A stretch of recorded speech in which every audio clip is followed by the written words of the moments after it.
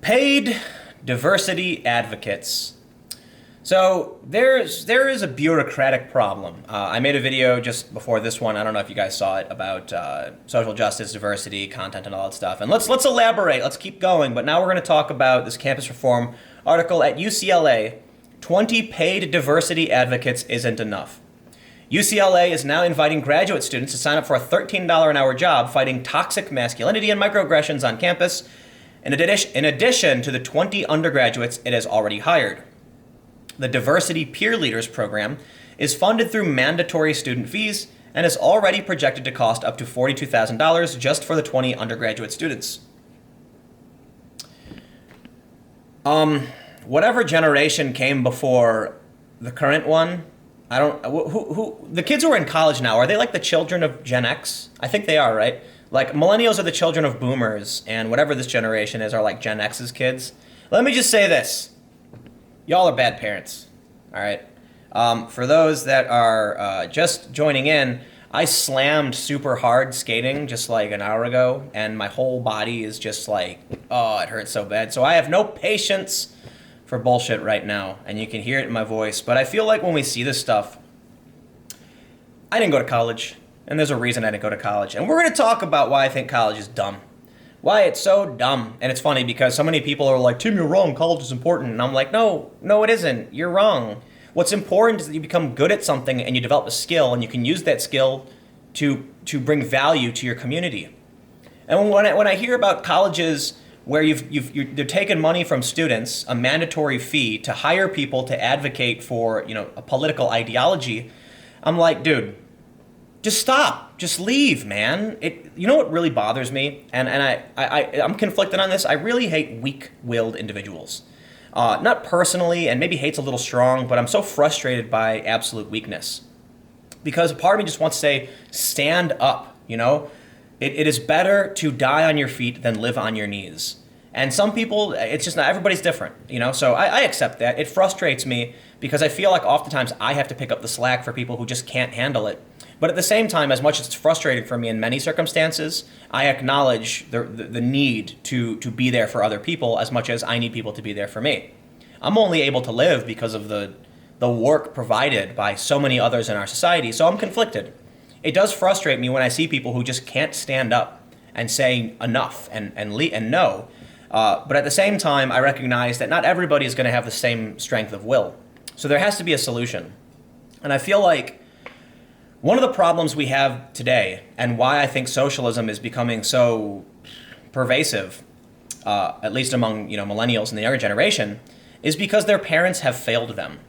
You keep telling kids to go to institutionalized learning facilities where their life will be directed for them, where you do what you're told, then you leave and you get a job. You get a job. Stop telling kids to get jobs and start telling them to become good at things that they can then exchange for other things. It's that simple. I know a lot of people who are high school dropouts who are successful. In fact, look at Mark Zuckerberg and Bill Gates. There's so many college dropouts who became billionaires. Obviously, it's disproportionate to the population, but what made them billionaires? Something within them, a drive, a desire to work nonstop, to succeed, to push forward, a little bit of intelligence, a little bit of luck and opportunity. Yes, these things factor in. But one thing they were willing to do was to sit down while they were in college, some of them, and say, if I do this and get this degree, is that going to allow me to continue doing what I do? Not necessarily. So it's better to allocate my energy towards this. And so what I tell people, every second you spend is an investment into becoming good at that thing.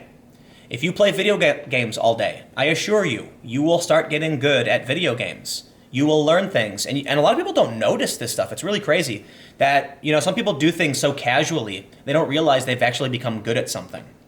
But if you spend all your time in school, guess what? By the time you're 22, you're a fully formed adult, and you're going to be really good at going to school. So think about what that means. School is going to make you get there on time. Listen to your authority figure. Do as you're told, and then go and spend your private time after hours. That's really great if you want a job. Unfortunately, jobs aren't the only path towards survival. You can also do things that, you could literally just start making birdhouses. For real. and selling them. I know somebody quit their job and started making furniture. Just seriously buying lumber and then making furniture with no training at all. Seriously, literally nothing. And they made really simple furniture that didn't cost them much money, and they would start selling it on Craigslist, turning a profit. Eventually, they got to the point where after like 5 years, they made really badass furniture that was like actually really beautiful, and that stuff sells for a ridiculous markup. I know another person who was like really famous and successful, and then after a few years just started a dog walking service. And now is like, you don't need college for that. Look, I know a lot of people don't want to be professional dog walkers or furniture makers, but the idea with society is that not everyone is going to do, not everyone's going to find the same thing to be fun. Not everyone's going to enjoy the same thing. Some people really do like working with their hands and building furniture. Some people don't. And what ends up happening is if we tell all these kids that you need jobs, then they're going to get out of school, they're going to get a degree in some field they don't really care about, and they're going to end up working jobs that they hate, doing things they don't care about, and what they truly love will become a hobby. And there's pros and there's cons to that. Look, to an extent, we need people to do jobs that no one really wants to do. And that's why the market's supposed to work. If somebody's going to work in a sewer, yeah, you're going to get paid a lot more money because who the hell wants to do that, and they need to compete. But some people end up working jobs they hate simply because they don't know what else to do, and that's what our society has done so far. So we've done a couple things that I think our past generations have totally screwed up. I'm not going to go into the core of this article, but I wanted to highlight this for a couple reasons. Diversity advocates at college. How have we failed the millennial generation, our coming generations? For one, we're not fostering entrepreneurial spirits, and we need to be. And I've heard stories and rumors that that's actually, starting to happen. But too many people rely on someone else to lead them. We are not teaching people to be leaders. We are teaching our kids to be followers. And there's a problem with that. We need more leaders. We need as many leaders as possible. When I see the social justice diversity stuff, I see that as a symptom of the disease of kids having no strong leadership. In my opinion, how I was raised, what I think happened was the past generation saw that people who graduated college had bigger salaries, and they incorrectly conflated college, big salary. But it wasn't that. I keep hearing stories from boomers about how their grandparents with high school diplomas were able to feed their families, and inflation has destroyed everything, and it's a lot harder now.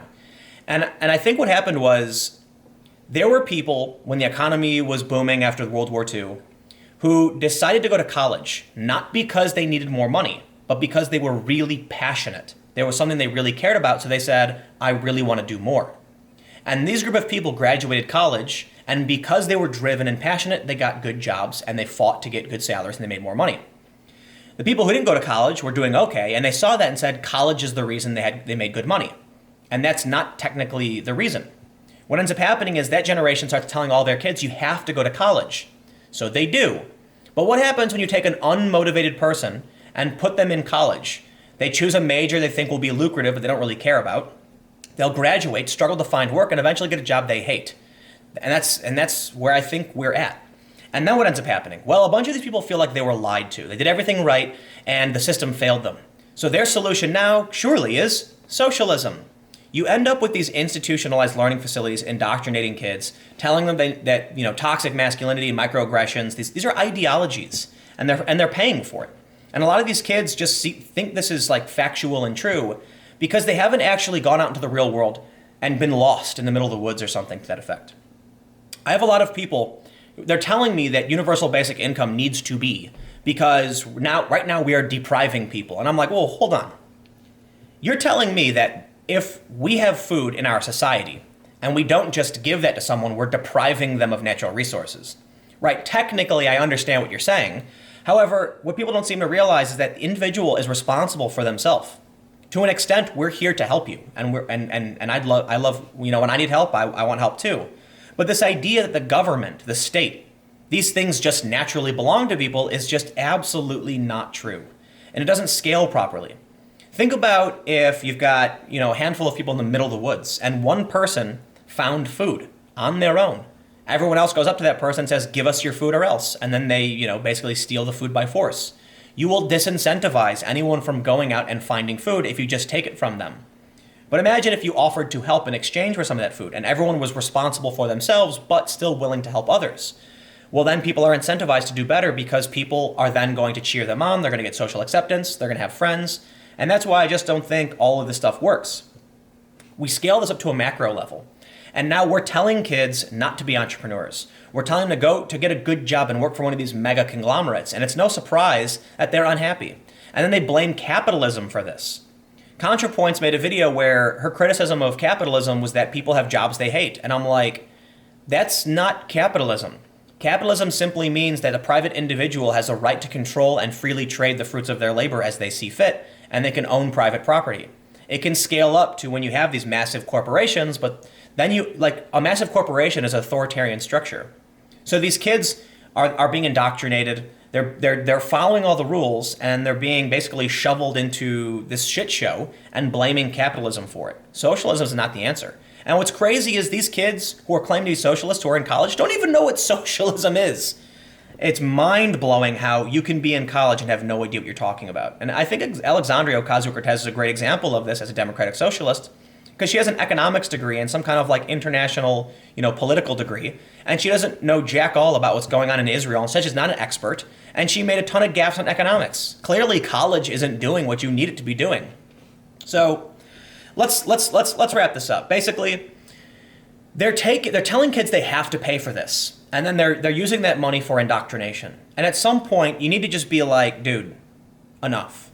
All right, let me tell you this: if you're in college, unless you want to be a lawyer, a doctor, or literally work in academia, like a teacher or a researcher or something, you should quit. Like, I had a friend doing music business, and I was like, why the fuck would you go to school for music business? Go to a venue and start working at the venue, helping them organize shows. Go work at a studio. That's what like internships were supposed to be. You would go there and you'd be a gopher. You'd get them coffee and do non-essential work in exchange for access and knowledge and networking. Why can't anyone do that, So instead, they get mad that they can't figure it out. But I can't blame young people. Like I said, I think parents are failing their kids, and it's a systemic problem that's going to really fuck over our country. Anyway, college is whack. I hate it. I think it's pointless, and I encourage all of you to be entrepreneurial. Yes, everyone can do it. Some people feel like it's impossible simply because they don't know how. I have experienced times in my life where I've sat there just feeling like there's a brick wall in front of me because I just don't know what to do next. But I just keep doing it. You think I have any idea what the fuck I'm doing on these YouTube channels? I have no idea. I started this YouTube channel up, daily content, a couple months ago, and I have no idea why any of you watch it, really. And I have no idea why I'm getting more views on this channel than my main channel. All I know is that I wanted to do this. After I left Fusion, I was running out of money. My savings were being burned up. But you know what I knew? I knew that I don't care anymore. I just want to do what I want to do. And if I can't make it work, whatever, man. I'll go buy a van and move to the woods because I'm just sick of like the insanity, And I just kept doing it. And at first, it did not work. I've had this YouTube channel for years, not this one, but my other channel for years, for literally years, and it never worked.